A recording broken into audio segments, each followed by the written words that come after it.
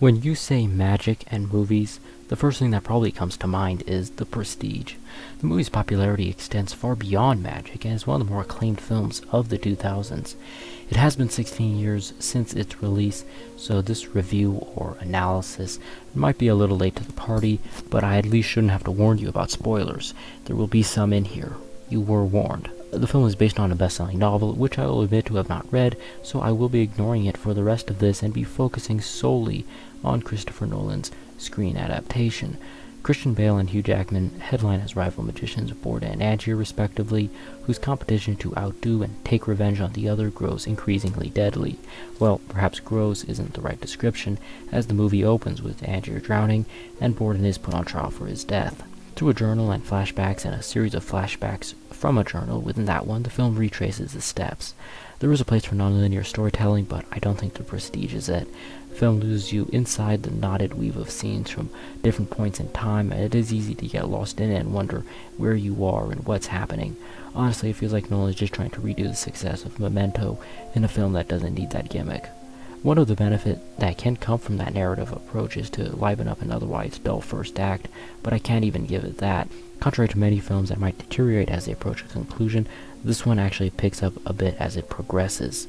Only be prepared for the science fiction twist to the plot that comes at the end.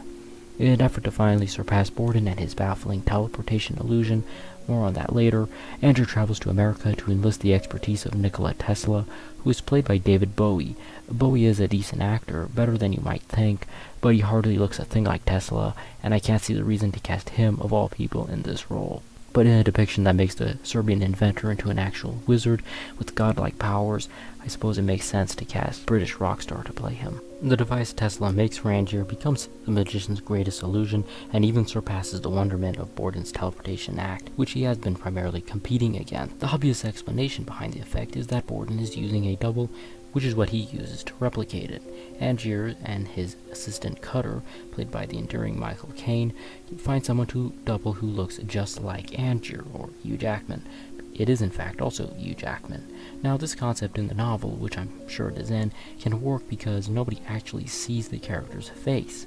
But in a film where we do, it causes a dilemma.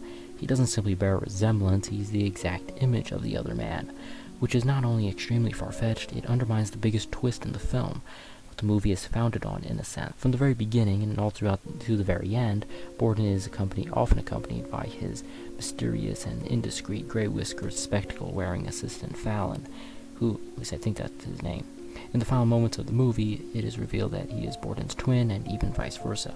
The seemingly one man has been in fact two. The movie tries to cleverly foreshadow with scenes like when Borden's wife tells him she can tell some days he loves her and some days he doesn't, or the bit about the fingers healing. I don't think we need the hints to know, and certainly won't go at the end. Not to stretch a long arm behind to pat myself on the back, but the minute I saw Fallon, the first thing to flash to my mind was, oh, this must be Christian Bale's twin. Perhaps others don't find this as obvious, which is why the film is such a hit. It doesn't hurt that I'm familiar with real magicians who've kept their twins secret. In fact, I even covered one such on this channel. The second, or some might say main twist, is Angier's device.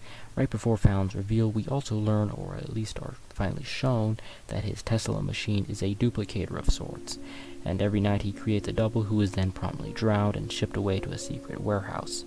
This is alluded to in the opening image of the film of a pile of top hats, which are what Tesla uses to test his machine on, or perhaps it speaks film's overarching theme of doubles and duplicates. It's up for interpretation. One aspect of the film, which is almost simultaneously what might turn you off to it and tug on your interest, is the moral ambiguity between the characters.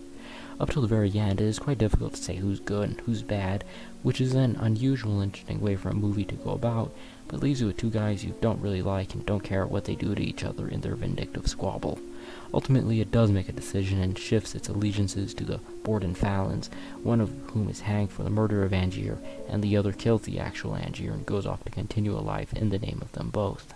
Magic is obviously a central focus of the movie and the primary attraction for many viewers. There's quite a bit featured in it, and perhaps even too much.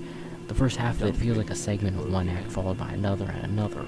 After seeing all these scenes, I wouldn't even be surprised if a lot of viewers who may not be that familiar came away thinking tricks are really just a bunch of complicated devices that require more gears than sleight of hand. which isn't to say most of what's featured is inaccurate. I'm sure they had a number of professional consultants. Even real-life magician Ricky Jay has a small part in the film. Why wouldn't one of the most celebrated card manipulators have a bit part in a cast like the Prestige's? Headlining it are, of course, Christian Bale and Hugh Jackman.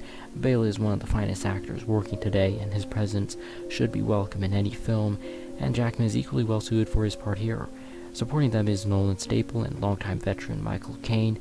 He makes everything he's in a little better, as he does here, and while I think his best work was decades ago, I'm glad he's had a modern revival from Christopher Nolan's films. Not that he ever truly faded.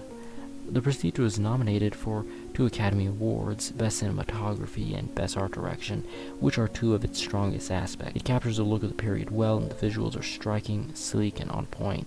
Technical quality is one thing you can always give this film.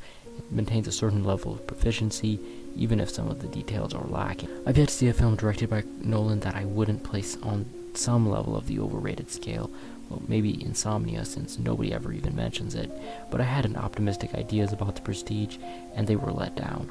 More than anything, the film banks off its cleverness and twist, but they don't deliver, and what's left around them isn't enough to support.